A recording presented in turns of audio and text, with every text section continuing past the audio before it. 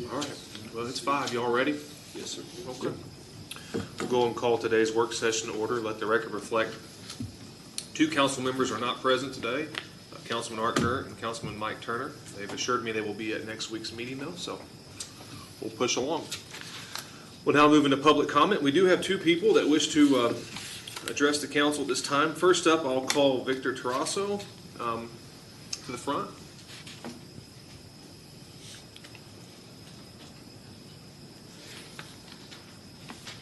Thank you, Mr. Mayor. City council members, city manager, and city clerk.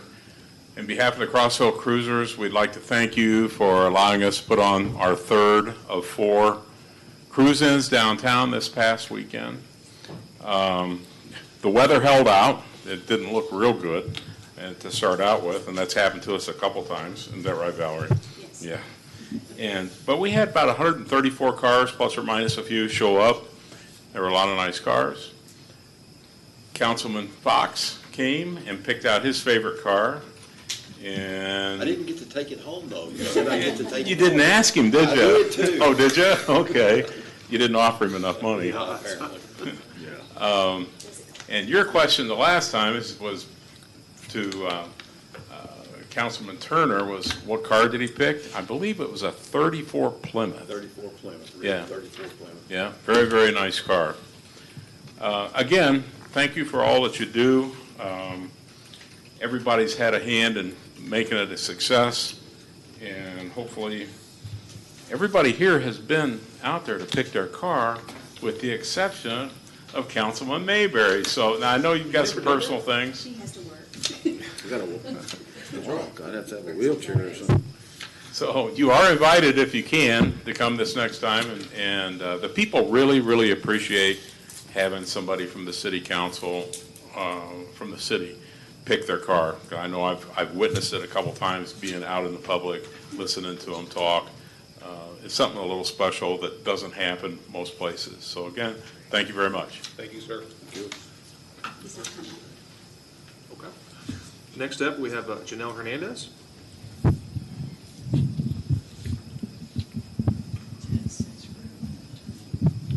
And I went ahead and handed these out.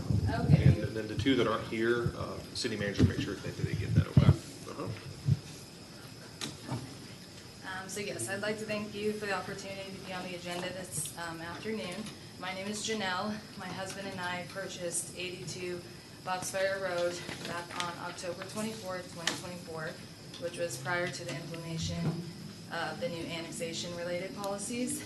We've been grateful members of this wonderful community for the last 3.5 years, building a business from the ground up, raising our 2 children with another on the way, actively involved in a church, doing service work, participating in youth sports, community groups, and much more.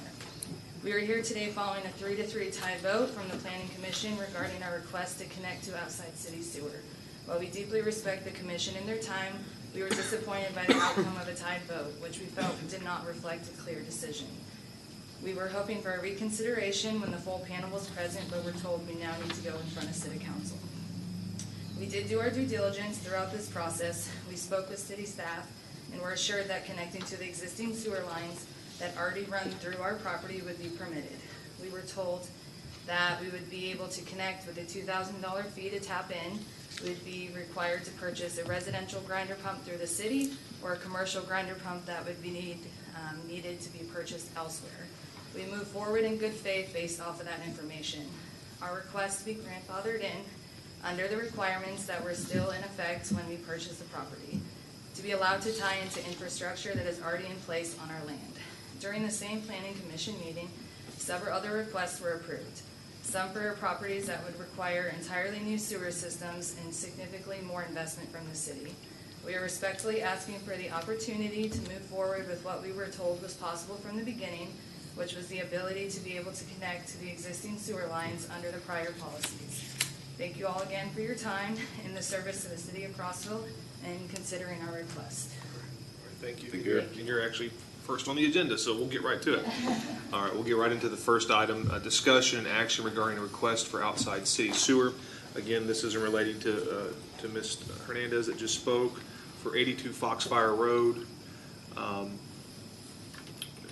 didn't know if city wanted to give any updates or clarifications. This is based off trying to, an ordinance that we have in place. Yes, we have that in place, and the third reading was actually on September 10th, 2024.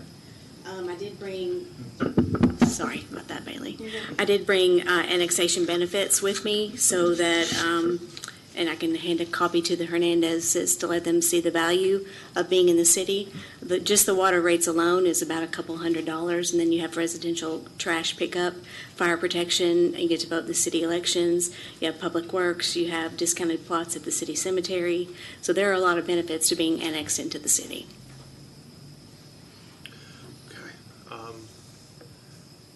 I know you're on the planning commission, we both are on the planning commission, we both are on the opposite ends of that decision. Is there anything that you want to share? I know we're missing 2 council members, but just for the record, is there any, I mean, kind of what you're thinking, no? Okay. Well, I mean, I got the city manager's city benefits as well. Of course, I live in the city, and but my opinion in reference to this particular one, when their sewer line runs right through the corner of their property, if they don't want to be in the city, the way I look at it, so be it. We do have the ordinance, and I think that there could be bent a little bit and let them just go ahead and be paying all the out-of-city. The sewer costs you $100 and something more a month, approximately. Water costs you $100 and something more a month being out-of-city customers, and so you do lose the benefits that the city has to offer. But I just didn't see it was a major thing to spend a whole lot of time on. I thought it'd be pretty easy just to. You got 2 ways to go. You can stick by your ordinance and say that's what it is, or you can bend and let them have what they want, even though it may not be as beneficial as they think. Janelle, do you mind sharing, when did you all purchase the property, or when were you all exploring that timeline? We closed on it October 2024. And then we did call the city right around that time and was told that we were able to tap it. Gotcha. So at that point, they were not aware of anything changing. Gotcha. Question I had, and maybe you all can help me out. So if they have property next to them that is in the city and they're not, and God forbid there's a fire on their property, how do we decide if they're in the city or not, or do we just go? Just go. Well, no, actually, every property is in the 911 system, and it will automatically populate on their screen as to what protection district they're in, and that would be Cumberland County. Now, if they are adjacent and the county saw they needed additional resources, we would probably end up responding, but we would not be the initial response. It's the same with like the Woodlawn, out in the Woodlawn area, out in these other areas, they're even surrounded completely by the city. We will not respond as the initial response, either us or law enforcement, because it will populate as to who responds based on the exact spot they're in by GPS. Is that Granicus? Sir? No, GIS. The reason why I was asking, I was just trying to make sure, how do we distinguish, because, I know we have some defunct subdivisions that are, should be in the city but are not for whatever reason. I didn't know how that worked, and making sure we were providing city services if someone truly is not going to pay for them or doesn't want them. Right, so I was just curious. We're able to check if we go to anything, if we're even close, we can ask, and dispatch can always tell us if it's a city or county by the exact location. Mark, you got questions? Yes, I do, thanks.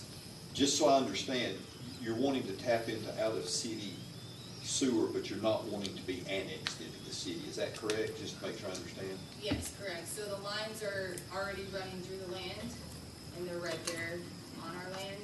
So correct, yes. But your property adjoins property that is in the city? It doesn't adjoin. I mean, there is, yeah, it doesn't adjoin, like property does. It's really across the road. It's across. Oh, and It's across Lantana Road. Yeah, I think it's right here. It's under Foxfire outside sewer request. There's a map, and there's a legend down there at the bottom, but you might want to catch it. Can you show him? Or? It does touch, it touches the city. Touch. Can you just show him real quick? Yeah. It does touch the city. On the map that's attached to the item there, their property is the one that's highlighted in blue. And the existing city limits is the yellow hatched area. Hatched area. Man, It's easy for you to say. no. I apologize. I have a headache going on today. So because it touches, the ordinance states that if it is feasible, then Yeah. annexation would be required.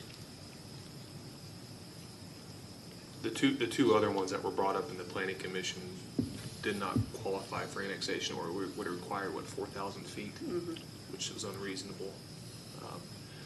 So I think, is that coming up here later as well? It's next. You can see where it's slightly different.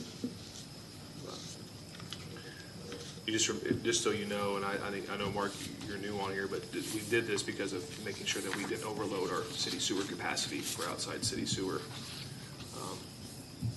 At the same time, I also recognize that this deal was kind of done at the same time that the ordinance went, and so it's like, if you're going to give grace, I feel like this is the only one. I just don't want to set a precedence to where, moving forward, if someone buys a piece of property right next to you all and decides to hook in, because I feel like we've got to hold firm. But in this situation, I can see where, but again, it's the decision of the council. I know we have an ordinance in place, so I can see it 3,000 different ways like you, But it certainly sounds like negotiations and conversations were going on about the time that the ordinance was implemented. Is that correct, Valerie? That's what the Hernandezes say. I didn't talk to them personally, so I'm not sure who they spoke to. Oh, okay. Is there a capacity fee for out of city, or is that just the rates that take into the amount, the capacity fee? We've been charging the $10 per gallon per day, which works out. So that's above and beyond what this is? Or did it have the capacity fee on it? Your little note about The benefits that I don't think, benefits. yeah, it's not listed.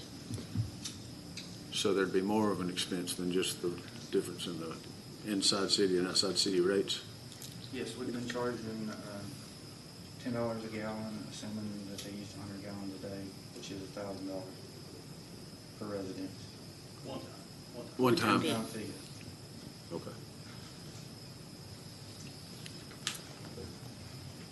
Any other questions? Okay. We'll add that to the agenda. Next up, let me get back here. Action item number, you added that on, right, Bailey? Any clarification? Okay. Action item number 2, Rhododendron Circle Annexation, East Martin Property Plan of Services. Actually, the next 3 are recommendations from the Planning Commission for annexation. So, Rhododendron Circle, East and West, and then Halsted Drive. okay, so.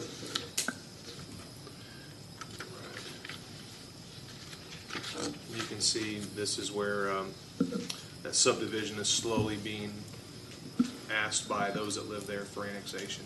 Initially, it was it was Palmetto Drive, and now we're starting to work our way down Rhododendron Drive and Cedar Circle and all that other Cedar Court. So, you have any questions? Okay, we'll add action item number 2, and as the city manager mentioned, action item number 3, Rhododendron Circle Annexation, West Cooper Plan of Services. Again, any questions? If not, we'll add that on there. It's that parcel right there next, on further down. But it's been asked to be recommended by the Planning Commission. We'll add that to the agenda. So far we've got 1, 2, and 3 added. Number 4, Halsted Drive Annexation Plan of Services.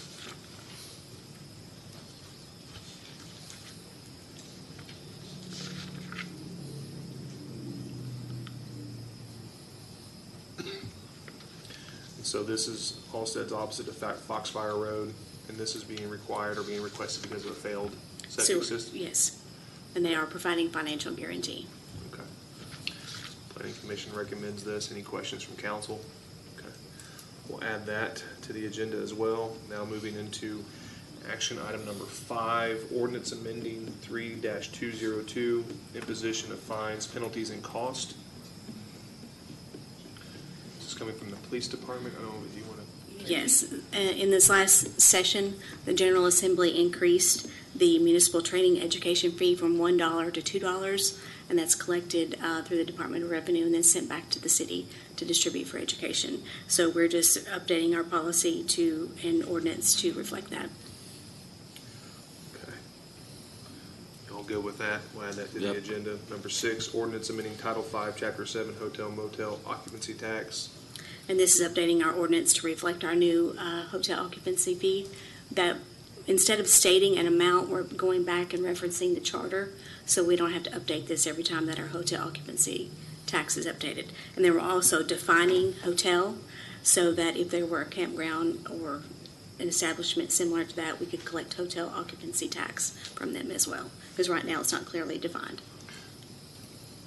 With that being said, could we encourage maybe those establishments that maybe fall into that category, we send a letter to? I think it would We be will. good Yes. best practices. We will send a letter to all of the all the establishments that collect hotel tax. What's the wording in the charter valley? 3%. It was 3% from 2 to 3. We'll add number 6. Moving on to number 7, approval of CCHS homecoming parade route. The map is in here. And so it's a pretty good route. Is it the route they did last year? I know I've asked you about Yes, So yes. it's the same route we approved last year. I think it was well received by the It public was, as well yes. as the school. It's at 1:30. And we encourage them to do that so that we would have more help from the police department by having it during the day. So it'll be Thursday, October 9th at 1:30 p.m. Okay. Any questions? If not, we'll add that to the agenda. Number 8, approval of airport rules and regulations. We currently do not have any airport rules and regulations, so we have established some. These have been approved by the airport committee. They've been approved by the city attorney and risk management. And I believe there's a copy attached to your legislative file. There is. How have we gotten along this long without? I'm not sure. I'm not sure. But we need some in place so that we can enforce. They're very extensive. They are very extensive. Okay, any questions, things you wish to discuss regarding these? You all good for right now? All right, we'll add that to the agenda. Moving on to action item number 9, approval of Granicus service agreement. This is our agenda management software, and this is the annual contract, and it's increasing about $170 per month. Okay, and as of right now, we're going to hang with them, right? Okay. Yes. We'll add that to the agenda.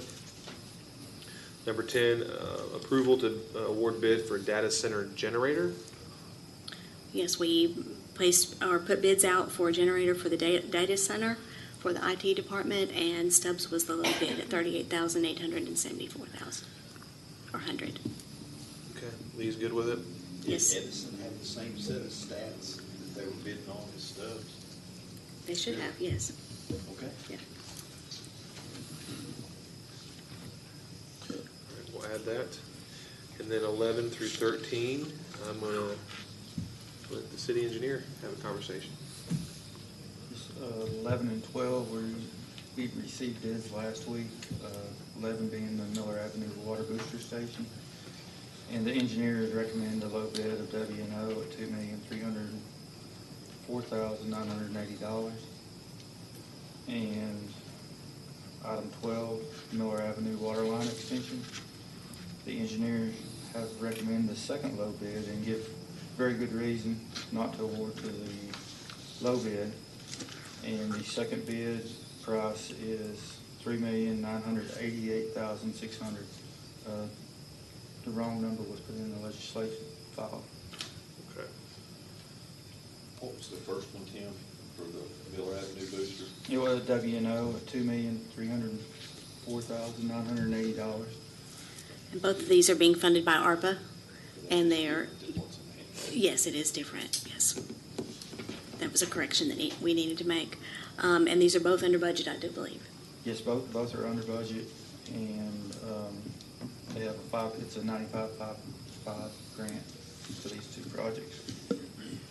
And all of the 5% for the booster station will be paid by the Cumberland Water Authority. Item 14 Real is, quickly, the timelines for this will get done for the ARPA requirements, okay? I knew there was some they must be issues. completed by, it must be under contract by the end of August, and projects must be completed by September 26th. Okay, cool, awesome. Next one, sorry. Item 14 is the P-line sewer upgrades. Also, engineers also recommended low bid, Hamilton Construction, $735,859.36. So this is also an ARPA project and must be completed by September 2026. And although the name of this project is P-line sewer upgrade, all this upgrade is along First Street. And it's a larger line size that will connect to the line that goes under the interstate, which will give us more capacity on the other side of the interstate, South Peabody. north P line. Well, it will give us capacity north and south, but our goal was to get the capacity to the north. Okay. So that was action items 11, 12, and 13. What was the accepted bid amount on the second one? 3, On the Miller Avenue water line, I think so. $3,988,600. There was an alternate, and the price that is in the write-up is the alternate, is with the alternate deduct. Miller Avenue, right? Is that the right one? It's the Miller Avenue water. Who got it? Ironwood. Okay, Ironwood Construction. numbers were different. Okay. Okay, so we'll add 11, 12, and 13 to the agenda. Did I miss any of those, Bailey? We good? Last one, 14. Discussion of November council meeting date. That falls on Veterans Day in November. And so the clerk is just trying to get ahead and get a date for us. Are you fine with us pushing it just to the following Tuesday, the next week? You all fine with that? I'm good. Okay. Well, and I'm obviously, flexible. We'll obviously get the rest of council next week, but tentatively, you all are okay with that Tuesday? Okay. And then leaving the work session still on the 4th. I think so, just a gap. Okay. So work session will be the 4th, and then is it the 18th, or what is the Tuesday? It's the 18th. That'll be where we have our formal meeting. Okay. That brings us to the end. Is there anything else that we need to discuss? All right, we are done. Peace by. My son was your buddy.